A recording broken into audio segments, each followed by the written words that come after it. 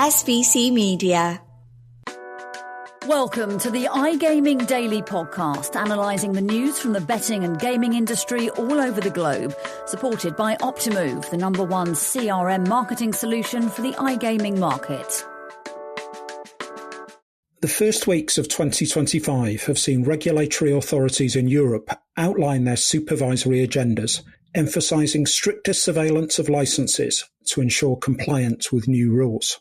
In today's episode of iGaming Daily, SBC's content editor Ted Menmuir will review regulatory updates in the Netherlands, where the regulators stress the importance of customer care and responsible conduct. And then in the second half of the show, senior business journalist Viktor Kayed will provide an overview of his in-depth interview with Rumen Spetsov, Director General of Bulgaria's National Revenue Office, in which he discusses ongoing efforts to overhaul the gambling regime for both land-based and online activities.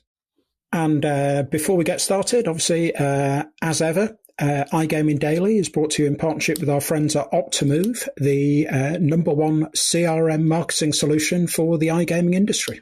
Well, hello. How are you doing today, Ted? Fine, Martin. Very well. Good to be back on the pod. Yeah.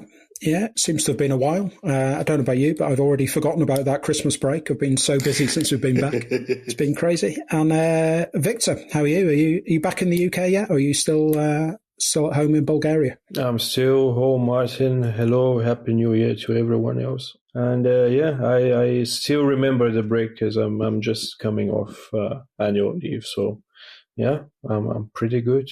Thank you. Anyway, let's dive into what's been going on in the Netherlands. Quite a lot of movement there, Ted, in the past 12 months or so.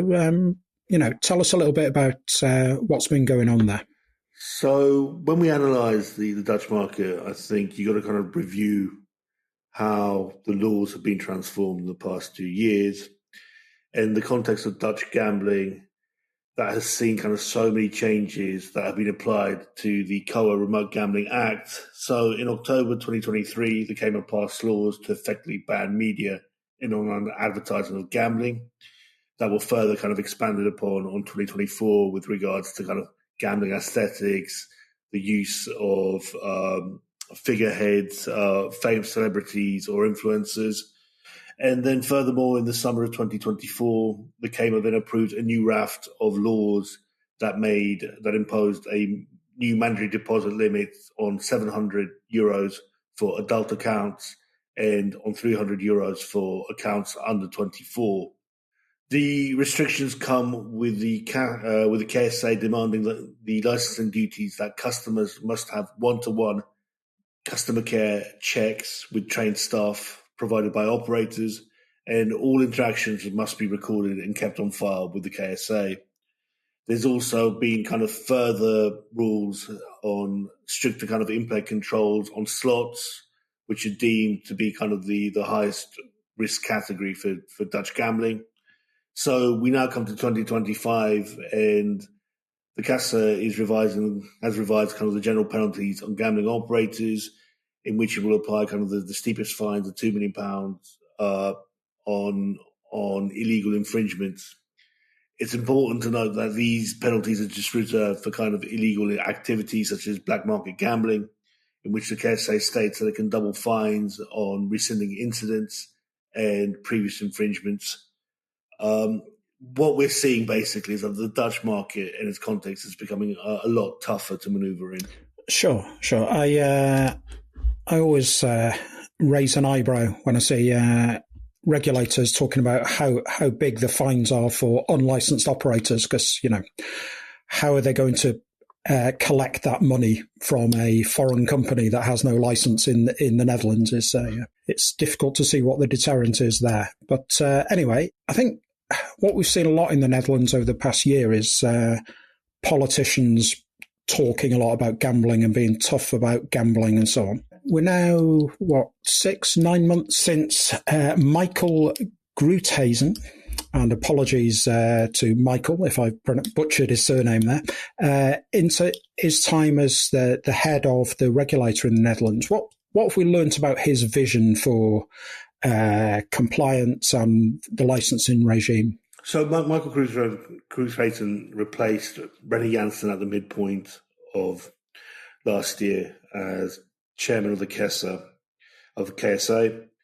and that was at the point where the regulator was imposing kind of the new deposit limits and stricter controls on games. Cruzan has had to kind of accept the implementation of restrictions that were authorized prior to his appointment, and I think that as chair, he's wanted to place kind of a higher focus on customer care duties and the market conduct of operators. He emphasizes a lot on that trust has to be regained by the licensees of the COA market. And kind of his vision is underlined by he kind of prioritizes problem gambling stats, and in particular those that are in the target segment of underage gambling interventions as the primary indicators of how well the market's progressing and its duties towards the consumer. And one of the kind of key license focus, one of the key parts of conduct or the licensing duties that he wants to see, and he's underlined, is the one-on-one customer engagements. So he wants to kind of see those reported on, but also to ensure that customer care teams has some level of kind of sophisticated training by the licensee. And then finally, it's his view that, going back to the problem gambling stats, is that he believes that the operators have to provide kind of the front line towards guiding high-risk customers. So, yes, one-on-one checks with high-risk customers, but they have to kind of then be kind of evolve. They have to lead to a better engagement or better kind of references with Crux, which is the Dutch gambling self-exclusion system. Overall, it's important to also note that Grousman and the KSI believe that in 2025, Dutch gambling can maintain its channelization level at about 90%. Okay, that's interesting because you bring in all these controls as an extra layer of expense for operators who, the best operators will already be looking at these things already, or the ones with the biggest budgets, but some of the others won't. And this is sort of coupled with some imminent hefty tax increases in that market. We've already seen a couple of operators withdraw. Do you think we're likely to see more reaction from operators to the changes? Look, there's no doubt that the tax increases that have been announced. So the Dutch government at the close of 2024 announced accepted that the new budget of the Conservative coalition that will implement consecutive tax rises on gambling income. So we're going to see a tax rise in the Netherlands from 34% to 38%, rising consecutively. So from 2025, I think it will rise to 36% and concluding in 2026 at 38%. As stands, despite pleas from the industry and land-based gambling operators, the coalition government says that it will not review its budget with regards to any segments or any industry segments.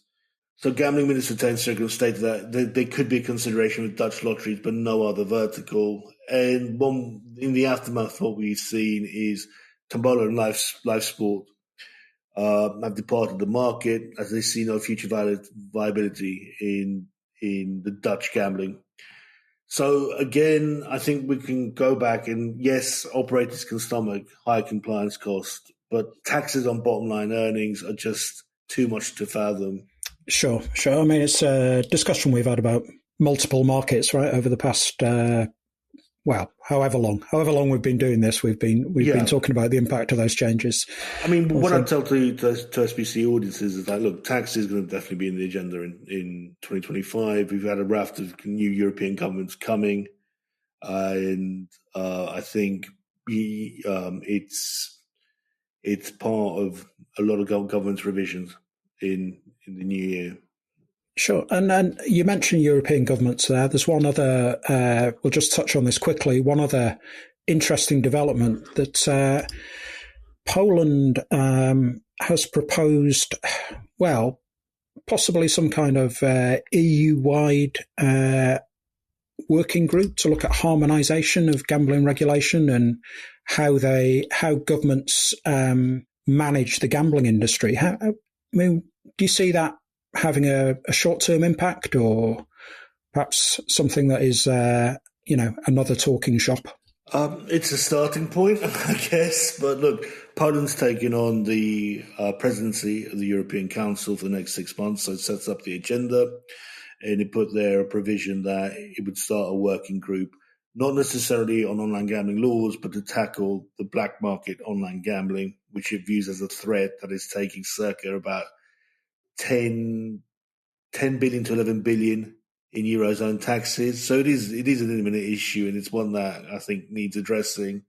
But the problem always comes back in Europe to the way kind of markets have been structured, and EU policy has stated that gambling as a service and as a sector, its laws are of the domain of individual member states. It's very hard to build kind of harmonized laws or harmonized frameworks for European gambling. And also, I don't think that a lot of markets, with the way that they're structured, and they might have kind of state-owned monopolies or have different structures towards different gambling verticals, I don't think that they want to pursue kind of the path to kind of harmonization. No, it would be difficult, a really difficult thing to achieve, because the reality would be is that the countries with the toughest gambling laws, the most restrictive laws, would want that as the minimum. So, it would be a huge hit on the industry and probably on tax revenues across a number of EU states if they went down that avenue. Yeah, but I think now the industry can actually come back with what we've seen in the last 2 years and say, look, the threat of the online gambling market and of unlicensed, un-European actors targeting a national consumer is growing. I think that they can point to markets such as Germany and say that if you're carrying a 50% exposure to the black market from one sector, that should be a point of concern. And maybe it creates a platform to have a good discussion on what are kind of the safeguards and practices against unlicensed gambling, and in what should be kind of an industry that generates a good kind of revenue income for states. So there is a lot to play here. Sure. Well, that's great. Thank you, Ted. Let's move on to another European nation, which is, as we mentioned at the start, Bulgaria. Viktor, you've got a good scoop, which we've a high-profile interview about the industry there. Do you want to tell us a little bit about that? Sure. Thanks for giving me this.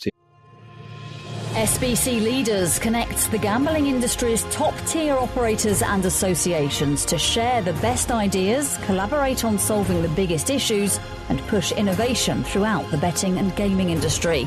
If you're an operator and want to join the discussion, visit sbcleaders.com for more information.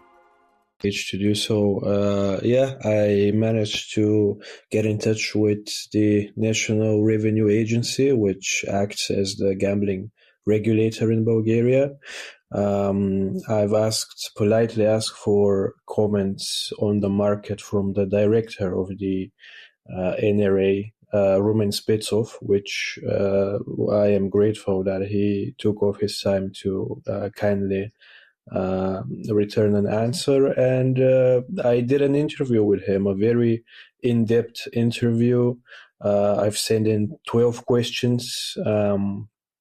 They all touch upon different aspects of the market in Bulgaria, how it is positioned among the other European markets, how is it fighting, where is it in its fight against the black market, how is financing from gambling structured there. So really in-depth interview that we've published on SBC News as a two-part feature, and I encourage everyone interested in how the Eastern European market works to go on and have a read at it. It's really insightful.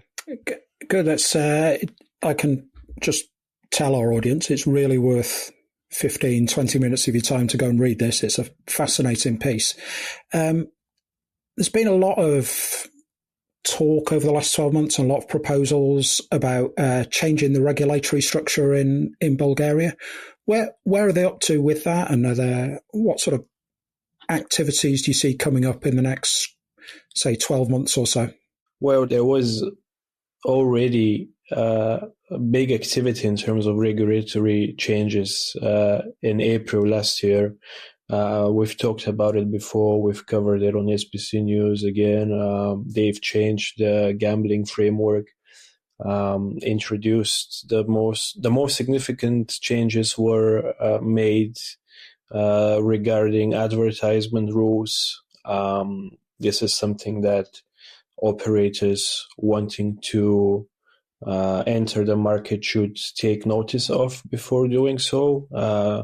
If they've investigated Bulgaria as a market and the potential opportunities it gives prior to 2024, their knowledge is already out of date. So there is a whole new framework that they should read in order to keep on top of the changes that have been implemented. And it's only been 8 months since this new framework has been brought into power.